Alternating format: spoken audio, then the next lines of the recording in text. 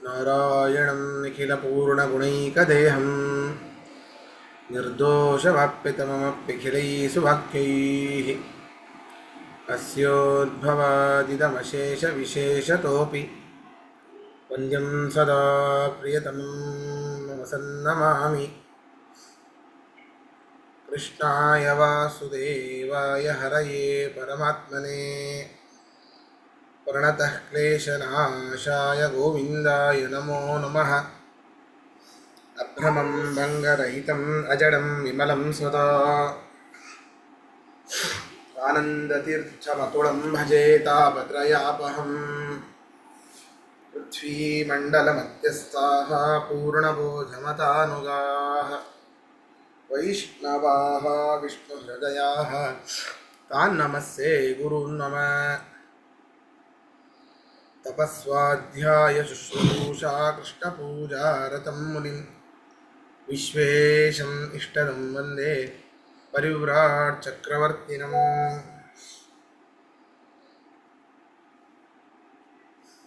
ಶ್ರೀ ಗುರುಭ್ಯೋ ನಮಃ. ಹರಿ ಓಂ.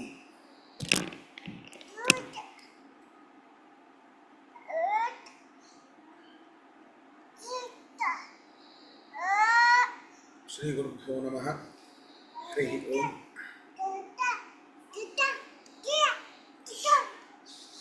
18ನೇ ಅಧ್ಯಾಯ 10ನೇ ಶ್ಲೋಕ ಆಗಬೇಕಿದೆ.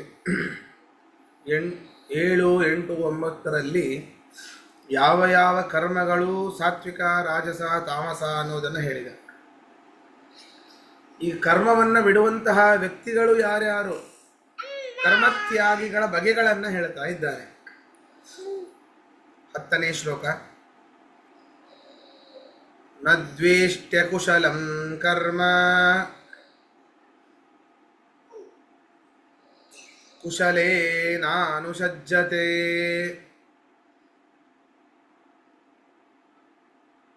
ತ್ಯಾಗೀ ಸತ್ವಸಮಾವಿಷ್ಟಃ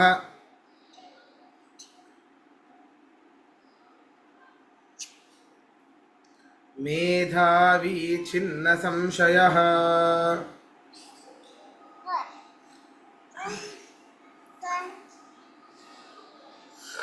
ನೋಡ್ರಿ, ಯಾವ ಒಬ್ಬ ವ್ಯಕ್ತಿ ಆ ಒಂದು ಸಮಯದಲ್ಲಿ ದುಃಖವನ್ನ ನೀಡುವಂತಹ ಕೆಲಸವನ್ನ ದ್ವೇಷಿಸ್ತಾನೋ, ಅರ್ಥಾತ್ ಏಕಾದಶಿ ಉಪವಾಸ, ತಪ್ತ ಮುದ್ರಾಧಾರಣೆ, ಚತುರ್ಮಾಸಾದಿ ವ್ರತಗಳ ಆಚರಣೆ, ಚಾತುರ್ಮಾಸ್ಯ ವ್ರತಗಳ ಆಚರಣೆ, ಆಯಾಯ ಕಾಲದಲ್ಲಿ ನಮಗೆ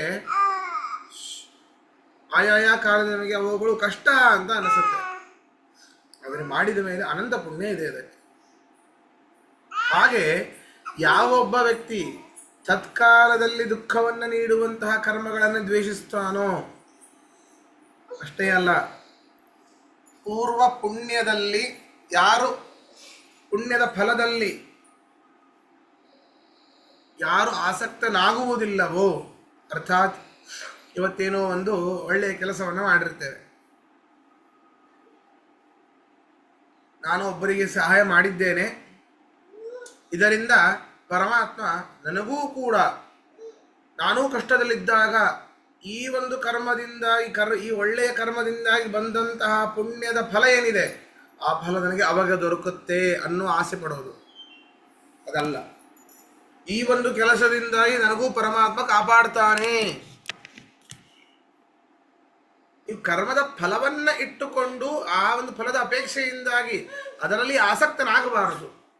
ಆಸಕ್ತನಾಗದೇ ಇರುವಂತಹ ವ್ಯಕ್ತಿ ಅಷ್ಟೇ ಅಲ್ಲ, ಸತ್ವ ಸಮಾವಿಷ್ಟ, ಸಾತ್ವಿಕ ಗುಣದಿಂದ ಕೂಡಿರುತ್ತಾನೆ. ಏನೇನು ಹಿಂದಿನ ಅಧ್ಯಾಯದಲ್ಲಿ ನಾವು ನೋಡಿದ್ದೇವೆ,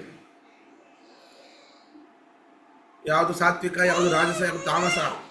ಆಹಾರ ಆಯಿತು, ಮಾತಿನ ರೀತಿಯಿಂದ,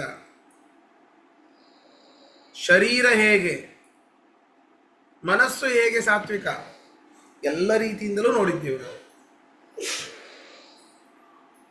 ಅಂತಹ ಸತ್ವಗುಣದಿಂದ ಕೂಡಿದವನಾಗಿರಬೇಕು. ಅಷ್ಟೇ ಅಲ್ಲ, ಮೇಧಾವಿ,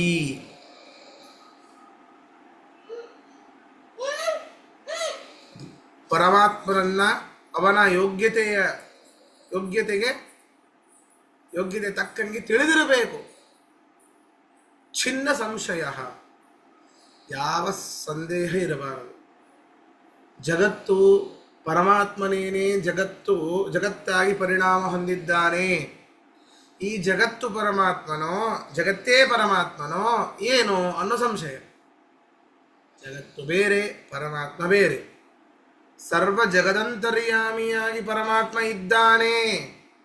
ಪರಮಾತ್ಮನೇ ಜಗತ್ತಾಗಿ ಪರಿಣಾಮ ಹೊಂದಿಲ್ಲ. ಮಣ್ಣೆ ಘಟವಾದ ಹಾಗೆ, ಮಣ್ಣೆ ಮಡಿಕೆ ಆದ ಹಾಗೆ ಪರಮಾತ್ಮ ಈ ರೀತಿ ಪರಿಣಾಮ ಹೊಂದಿಲ್ಲ. ಅವನು ಅಪರಿಣಾಮಿ, ಯಾವ ರೀತಿಯೂ ಅವನಲ್ಲಿ ವಿಕಾರ ಇಲ್ಲ. ಚಿನ್ನ ಸಂಶಯ, ಇಂತಹ ಜಗತ್ತು ಪರಮಾತ್ಮರ ಬಗ್ಗೆ ಯಾವ ಗೊಂದಲಗಳಿರಬಾರದು. ಜಗತ್ತಿನಲ್ಲಿ ಜೀವನೂ ಬರ್ತಾನೆ. ಜೀವ ಮತ್ತು ಪರಮಾತ್ಮನ ಅಭೇದವನ್ನ, ನಾವು ಪರಮಾತ್ಮ ಒಂದೇನೋ ಅಲ್ಲವೋ, ಸಂಶಯ ಇರಲೇಬಾರದು. ಭಿನ್ನ ಭಿನ್ನವೇ ಎನ್ನುವಂತಹ ಜ್ಞಾನ ಇರುವಂಥದ್ದು. ಅವನು ತ್ಯಾಗಿ, ಸಾತ್ವಿಕ ತ್ಯಾಗಿ ಅಂತ ಕರೆಸಿಕೊಳ್ತಾನೆ ಅಂತ ಅರ್ಥ ಬರ್ಕೊಳ್ಳಿ.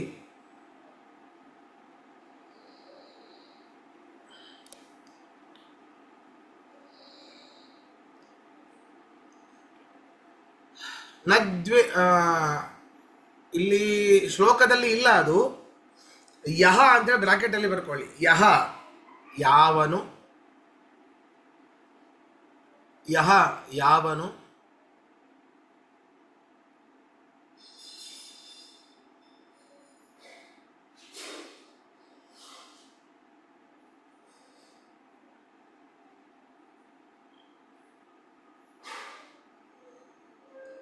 ಅಕುಶಲಂ, ಅಕುಶಲಂ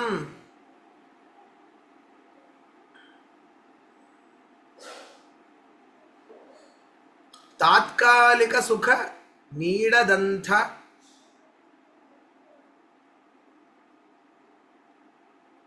ತಾತ್ಕಾಲಿಕ ಸುಖ ನೀಡದಂಥ,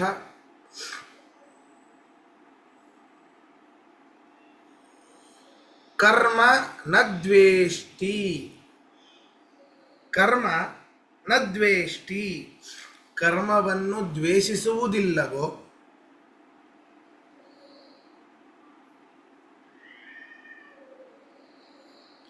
ತಾತ್ಕಾಲಿಕ ಸುಖ ನೀಡದಂಥ ಕರ್ಮವನ್ನು ದ್ವೇಷಿಸುವುದಿಲ್ಲವೋ,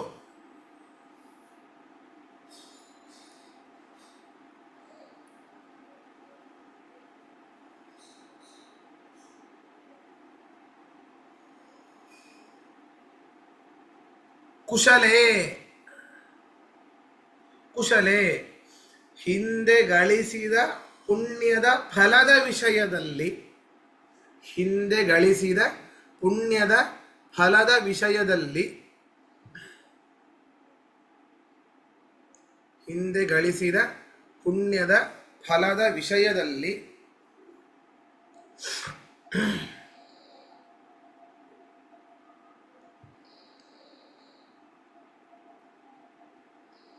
ನಾನು ಸಜ್ಜತೆ,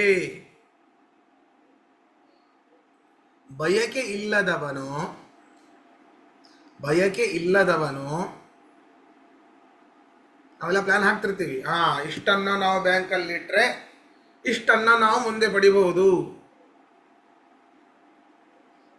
LIC ಜೀವನಾನಂದ್, ಏನ್ ಜೀವನಾನಂದವೋ ಏನೋ, ಇದ್ದಾಗ ಅನುಭವಿಸ್ಲಿಲ್ಲ, ಕೂಡಿಟ್ಟ, ಹೋದ ಮೇಲೆ ಮಕ್ಕಳಿಗೆ ಬರುತ್ತೆ ಅಂತ ಕೂಡಿಡೋದು. ಪರಮಾತ್ಮನನ್ನ ನಂಬಿದರೆ ಯಾವಾಗಲೂ ಆನಂದ.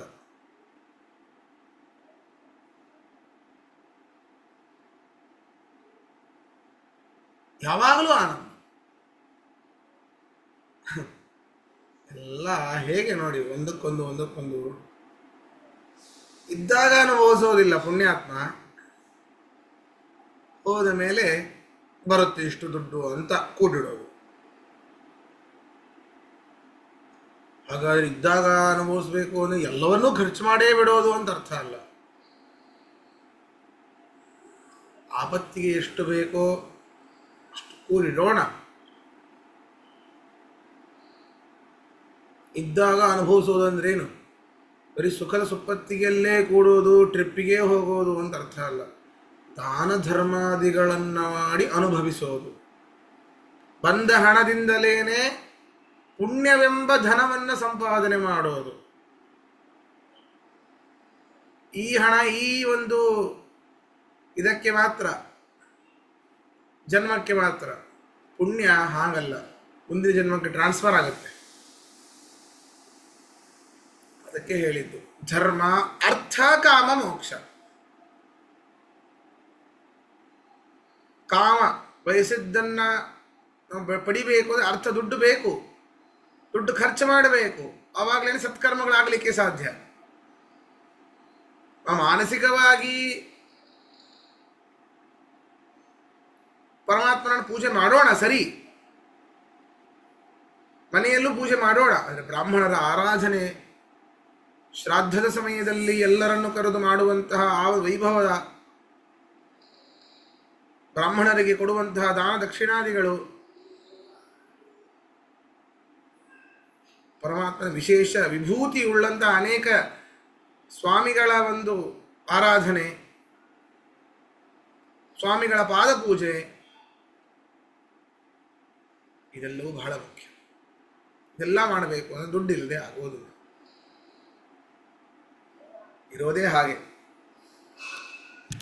ನಾವು ಎಷ್ಟು ಒಳ್ಳೆ ಕೆಲಸಕ್ಕೆ ದುಡ್ಡು ಖರ್ಚು ಮಾಡ್ತೀವೋ ಅದರ ಡಬಲ್ ಬರುತ್ತೆ, 100% ಬರುತ್ತೆ.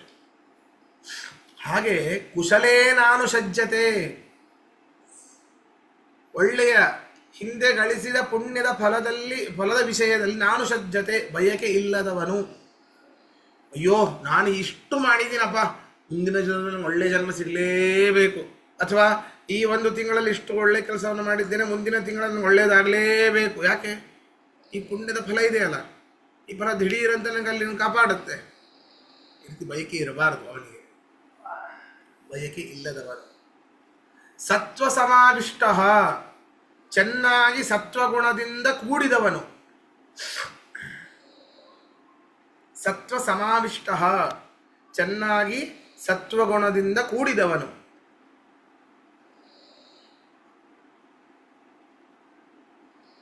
ಮೇಧಾವಿ, ಮೇಧಾವಿ ಭಗವಂತನ ತತ್ವಜ್ಞಾನ ಇರುವವನು. ಭಗವಂತನ ತತ್ವಜ್ಞಾನ ಇರುವವನು.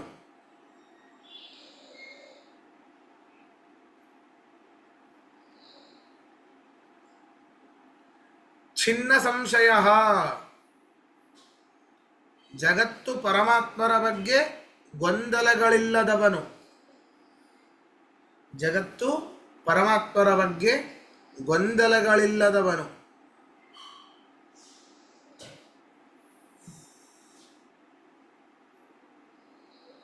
ಜಗತ್ತು ಪರಮಾತ್ಮರ ಬಗ್ಗೆ ಗೊಂದಲಗಳಿಲ್ಲದವನು.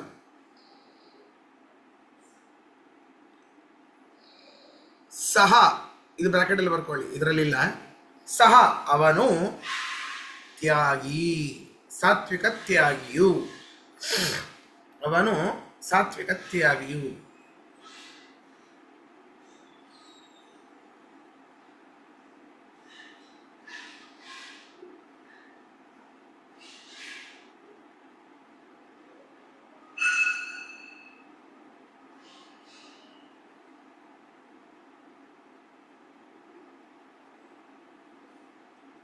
ಅಥವಾ ಪ್ರಶ್ನೆ ಇದ್ರೆ ಕೇಳಿ.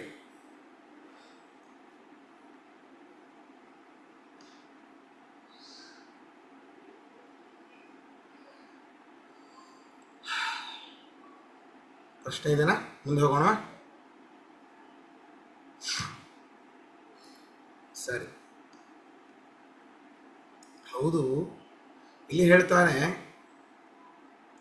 ಕೃಷ್ಣ, ಹಿಂದಿನ ಅನೇಕ ಅಧ್ಯಾಯಗಳಲ್ಲಿ ಹೇಳಿದ್ದ, ನಹಿ ಕಶ್ಚಿತ್ ಕ್ಷಣಮಪಿ ಜಾತು ತಿಷ್ಟತ್ಯಕರ್ಮ ಕೃತು.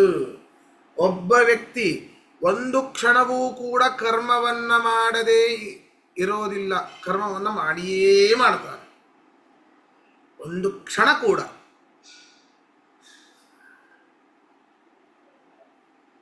ಅದನ್ನೇ ಹೇಳ್ತಾ ಇದ್ದಾನೆ. ಹಾಗಾದರೆ ಪ್ರತಿಯೊಂದು ಕ್ಷಣವೂ ಕೂಡ ಅವನು ಕರ್ಮವನ್ನು ಮಾಡ್ತಾನೆ ಅಂತ ತ್ಯಾಗಿ ಯಾರಾದಾರು? ತ್ಯಾಗಿ ಅಂತ ಯಾರಿಗೆ ಕರಿಬೇಕು? ಕರ್ಮವನ್ನು ಬಿಟ್ಟವನು ಅಲ್ಲ. ಒಂದು ಕ್ಷಣವೂ ಕೂಡ ಕರ್ಮವನ್ನು ಬಿಡ್ಲಿಕ್ಕಾಗೋದಿಲ್ಲ. ಅದನ್ನೇ ಹೇಳಿದ ಕೃಷ್ಣ, ನಹಿ ಕಶ್ಚಿತ್ ಕ್ಷಣಮಪಿ ಜಾತತಿಷ್ಠತ್ಯ ಕರ್ಮಕೃತ, ನಹಿ ಕಶ್ಚಿದಪಿ ಕ್ಷಣಮಪಿ, ಯಾರೂ ಕೂಡ ಕ್ಷಣಮಪಿ ಒಂದು ಕ್ಷಣವೂ ಕೂಡ ಅಕರ್ಮಕೃತ ನತಿಷ್ಠತಿ, ಕರ್ಮವನ್ನ ಮಾಡದೆ ಅವನು ನಿಂದಿರೋದಿಲ್ಲ, ಇರೋದಿಲ್ಲ. ಹಾಗಾದ್ರೆ ಹೇಗೆ? ಯಾರಿಗೆ ತ್ಯಾಗಿ ಅಂತ ಕರೆಯೋದು? ಯಾರಿಗೆ ಅನ್ನೋದನ್ನು ಹೇಳ್ತಾ ಇದ್ದಾರೆ. ಶ್ಲೋಕ ಹೇಳಬೇಕು. ನಹಿ ದೇಹ ಭೃತಾಂ ಶಕ್ಯಂ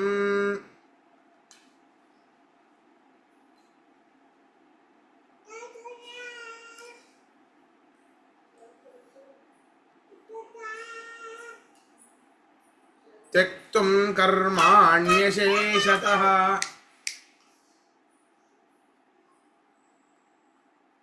ಯಸ್ತು ಕರ್ಮ ಫಲತ್ಯಾಗಿ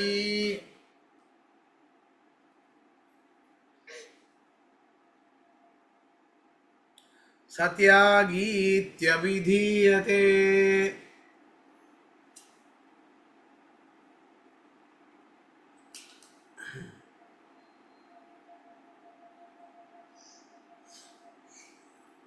ನಹಿ ದೇಹಭೃತಾಂ ಶಕ್ಯಂ ತ್ಯಕ್ತುಂ ಅಶೇಷತಃ ಕರ್ಮಾಣಿ ತ್ಯಕ್ತುಂ ನ ಶಕ್ಯಂ.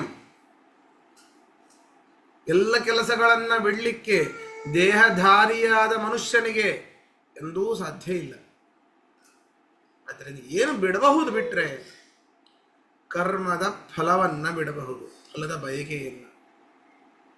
ಈ ಕರ್ಮವನ್ನ, ಈ ಕೆಲಸವನ್ನ ನಾನು ಮಾಡಿದ್ದೇನೆ, ನನಗೆ ಅದರ ಒಂದು ರಿಟರ್ನ್ ಇರಲೇಬೇಕು ಅಂದರೆ ಮಾಡೋದು. ಈ ಕೆಲಸವನ್ನು ಮಾಡಿದ್ದೇನೆ, ಅದರ ಫಲ ಏನೋ ಇದ್ದೇ ಇರ್ತದೆ, ಬೇಡ. ಅಂತಹ ಕರ್ಮ ಫಲವನ್ನು, ಕರ್ಮವಂತರೂ ಬಿಡ್ಲಿಕ್ಕಾಗೋದಿಲ್ಲ, ಕರ್ಮವನ್ನು ಬಿಡದೇ ಇರೋಕ್ಕಾಗೋದಿಲ್ಲ ಅನ್ನೋದು ಒಂದು ಕರ್ಮ. ಅದರಿಂದ ಏನು ಬಿಡಬಹುದು? ಕರ್ಮ ಫಲವನ್ನು ಬಿಡಬಹುದು. ಹಾಗಾದ್ರೆ ತ್ಯಾಗಿ ಅಂದರೆ ಅವನೇ ಹೊರತು ಕರ್ಮವನ್ನು ಬಿಡೋದನ್ನು ತ್ಯಾಗಿ ಅಂತ ಕರೆಯೋದಿಲ್ಲ. ನನಗೆ ಈ ಕೆಲಸ ಬೇಡ. ಕೆಲವರು ಇರ್ತಾರೆ,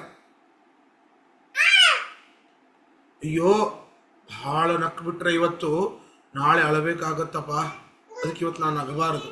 ಎಂಥ ಮೂರ್ಖತನ, ಮೂರ್ಖತನದ ಪರಮಾವಧಿ. ಈ ಒಂದು ಕ್ಷಣದ ಅನುಭವವೇ ಜೀವನ ಅಷ್ಟೇ. ಹೇಗಿದೆಪ್ಪ ಜೀವನ?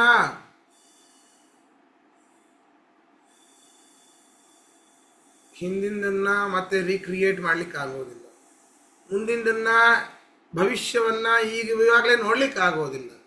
ಏನು? ಈ ಕ್ಷಣದ ಅನುಭವವೇ ಜೀವನ. ಇಷ್ಟೆಲ್ಲ ಜನ ಸೇರಿದ್ದಾರೆ, ನಗಿಸ್ತಾ ಇದ್ದಾರೆ, ನಕ್ಕು ಬಿಟ್ರೆ ನಾಳೆ ಅಳಬೇಕಾಗುತ್ತೆ, ಭಾಳ ನಗಬಾರದು, ಹುಚ್ಚ ಅಂತ ಕರೀತಾರೆ ಅವರು. ಆ ಕರ್ಮವನ್ನು ಬಿಡೋದ? 8ನೇ ಶ್ಲೋಕದಲ್ಲಿ ಬಂತಲ್ಲ, ವಿಪರೀತವಾಗಿ ತಿಳಿದುಕೊಂಡು ಬಿಡುವಂತಹ ಕರ್ಮವನ್ನ ಅದು ತಾಮಸ ಕರ್ಮ, ತಾಮಸ ತ್ಯಾಗ ಅಂತ, ತಾಮಸ ಕರ್ಮ ಅಂತ ಹೇಳ್ತಾರೆ ಅಂತ. ಹಾಗೆ ಆಯ್ತಿದು. ಆದ್ದರಿಂದ ಈ ಒಂದು ಕ್ಷಣದ ಅನುಭವವೇ ಜೀವನ. ಮುಂದೆ ಏನಾಗುತ್ತೋ ಬಿಡುದು ನಮಗೆ ಏಕೆ? ಅದು ಪರಮಾತ್ಮ ಎಲ್ಲ ಬರೆದಿಟ್ಟಿದ್ದಾನೆ, ಅದೇ ಆಗೋದು ಅನಿವಾರ್ಯ.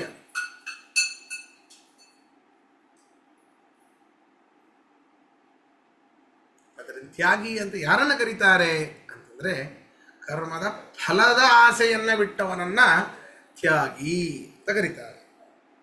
ಅರ್ಥ ಬರ್ಕೊಳ್ಳಿ.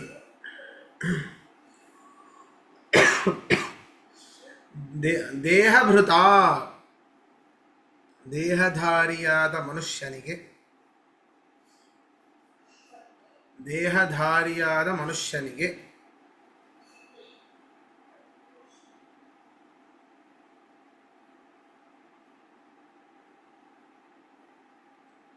ಅಶೇಷತಃ ಕರ್ಮಾಣಿ,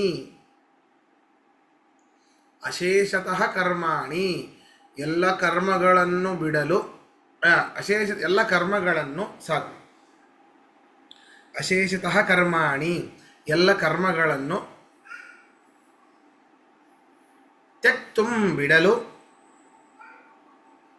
ತ್ಯಕ್ತುಂ ಬಿಡಲು ನ ಶಕ್ಯಂ ಸಾಧ್ಯವಿಲ್ಲ, ನ ಶಕ್ಯಂ ಸಾಧ್ಯವಿಲ್ಲ.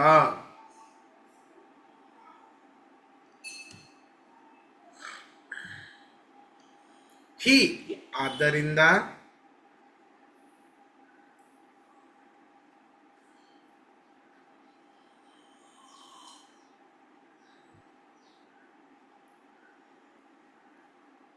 ಹಿ ಆದ್ದರಿಂದ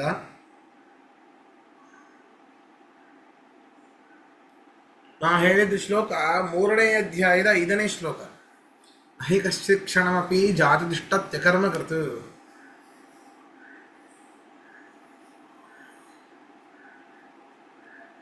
ತ್ಯಾಗ ಶಬ್ದದ ಅರ್ಥ ಅದಲ್ಲ, ಎಲ್ಲ ಕರ್ಮಗಳ ಫಲವನ್ನು ಬಿಡುವವನೇ ತ್ಯಾಗಿ ಅಂತ. ಹಾಗಾದ್ರೆ ಯಾರೆಲ್ಲ ತ್ಯಾಗಿನ ಕರಿಬೇಕು ಅಂತಂದ್ರೆ, ಯಹ ಯಾರು, ಯಹ ಯಹ ತು ಯಾರಾದರೋ,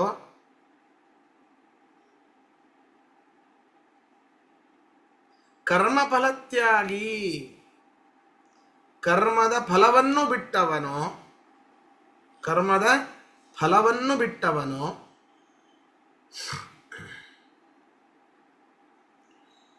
ಸಹ ಅವನು, ಸಹ ಅವನು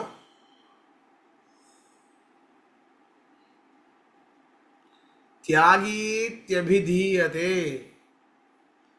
ತ್ಯಾಗೀತ್ಯಭಿಧೀಯತೆ, ತ್ಯಾಗಿ ಎನಿಸುತ್ತಾನೆ.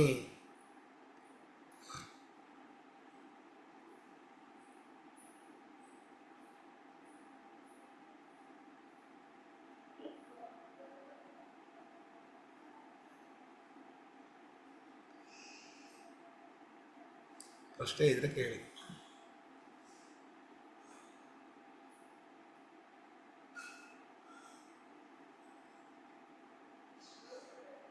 ಆಚಾರ್ಯ, ಒಂದು ಪ್ರಶ್ನೆ. ಕರ್ಮಗಳದು ಫಲನ ತ್ಯಾಗ ಮಾಡೋದು ಅಂತ, ಅದು ಒಳ್ಳೆ ಕರ್ಮ ಆದ್ರೂ ಆಗಿರ್ಬೋದು, ಕೆಟ್ಟ ಕರ್ಮ ಆದ್ರೂ ಆಗಿರ್ಬೋದು, ಅದನ್ನ ಎರಡರದ್ದು ನಂಗೆ ಫಲ ಬೇಡ ಅಂತಿರೋನು ತ್ಯಾಗಿ ಅಂತ ಅನ್ನಿಸ್ಕೋತಾನ ಅಥವಾ ತಾಮಸ ತ್ಯಾಗಿ ಅನ್ನಿಸ್ಕೋತಾನ? ನೋಡ್ರಿ, ಈಗ ಕೆಟ್ಟ ಕರ್ಮ ಅಂತಂದ್ರೆ ಮತ್ತೊಬ್ಬರಿಗೆ ಹಿಂಸಾದಿಗಳನ್ನ ಮಾಡೋದು, ಅದ್ರದ್ದು ಫಲ ನನಗೇನು ಬೇಡ ಅಂತ ಅಲ್ಲ. ಇವಾಗ ಬೇಡ ಆದ್ರೂ ಬಂದೇ ಬರ್ತದೆ. ಒಳ್ಳೆಯ ಕರ್ಮದ ಫಲವನ್ನು ಅಲ್ಲ ಅಲ್ಲ ಒಂದು ನಿಮಿಷ, ಒಳ್ಳೆಯ ಕರ್ಮದ ಫಲವೂ ಕೂಡ ಬಂದೇ ಬರ್ತದೆ, ಬೇಡ ಅಂತಂದ್ರೂ ಬಂದೇ ಬರ್ತದೆ. ಆದರೆ ಆ ಒಂದು ಫಲ ನನಗೆ ಕಾರಣ ಆಗೇ ಆಗತ್ತೆ, ಮುಂದೆ ನನಗೆ ಕೈ ಹಿಡಿಯುತ್ತೆ ಅನ್ನುವಂತಹ ಆಸೆ ಏನಿದೆ ಅದು ತಪ್ಪು.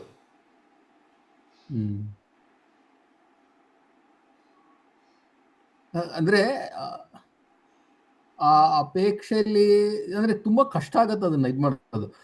ಈಗ ನೋಡಿ, ಒಳ್ಳೆ ಕರ್ಮ ಮಾಡಿ ನಾನು ಅದ್ರದ್ದು ಆಸೆ ಪಡೋದಿಲ್ಲ, ನನಗೆ ಮುಂದೆ ಇದು ಅನುಕೂಲ ಆಗತ್ತೆ ಅಂತ ಆಸೆ ಪಡೋದಿಲ್ಲ. ಅದೇ ಕೆಟ್ಟ ಕರ್ಮ ಮಾಡಿ ಇದು ನಂಗೆ ಮುಂದೆ ತೊಂದರೆ ಆಗತ್ತೆ ಅನ್ನೋದು ಅನ್ಕೊಳ್ದೇನು ಇದ್ರೂನು ಅಂದ್ರೂ ತ್ಯಾಗಿ ಅನ್ನಿಸ್ತಾನ ಅನ್ನೋದು ಒಂದು ಇದು.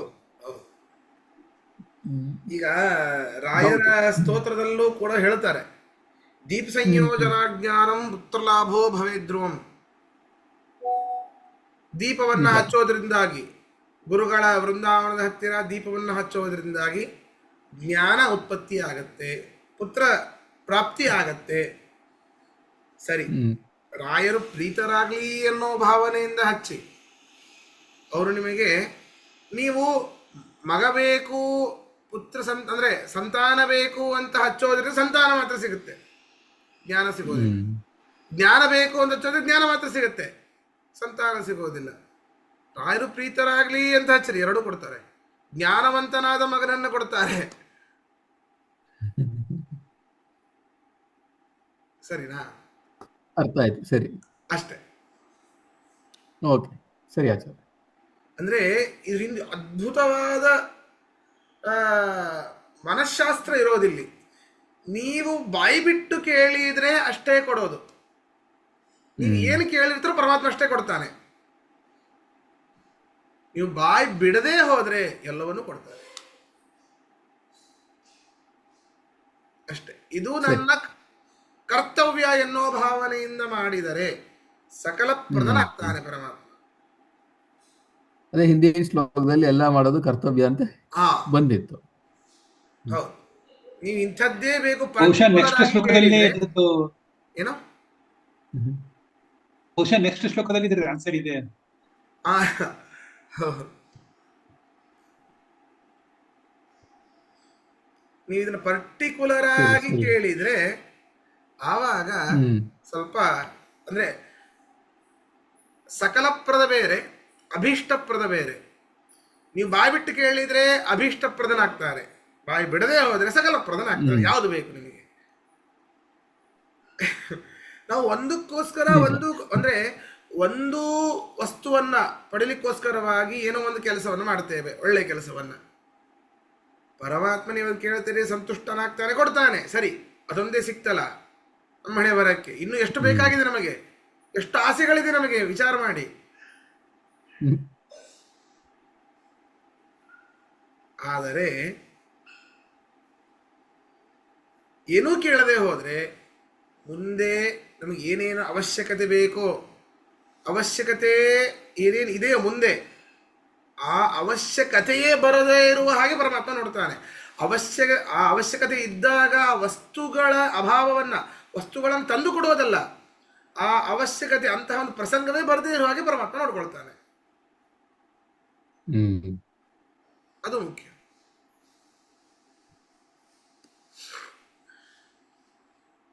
ಸರಿ ಆಚಾರ್ಯ, ಥ್ಯಾಂಕ್ ಯು.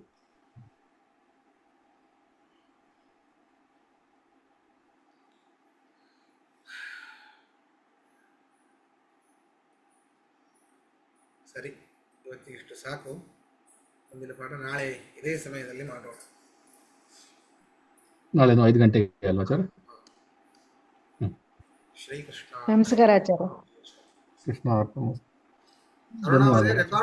ರೆಕಾರ್ಡ್ ಮಾಡಿದಿರಲ್ಲ? ಹೌದು, ಮಾಡಿ.